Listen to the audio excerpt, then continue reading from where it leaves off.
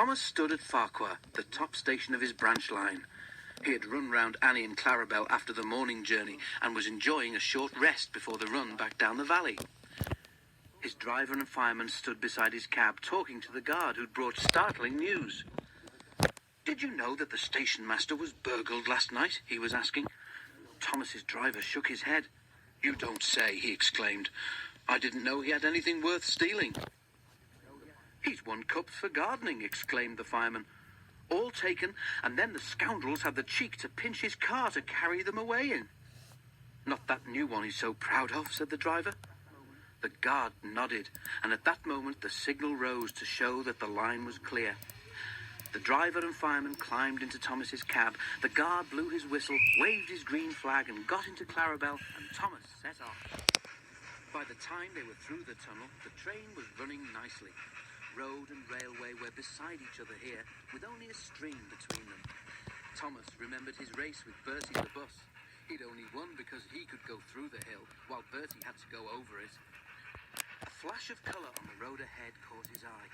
He tried to go faster to look more closely. "Steady, Thomas," said his driver. "There's plenty of time."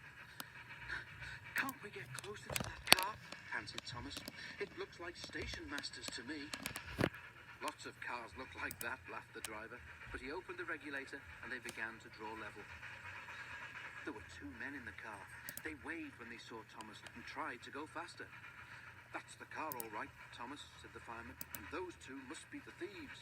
But we can't stop them, and they'll be gone long before the next station." "We need pencil, paper, and something to put a note in," said the driver. "We'll throw a message out at the next signal box." Quickly, he wrote the note, and they put it in the fireman's empty lunch tin. Then, drawing ahead of the car, Thomas whistled to attract the signalman's attention.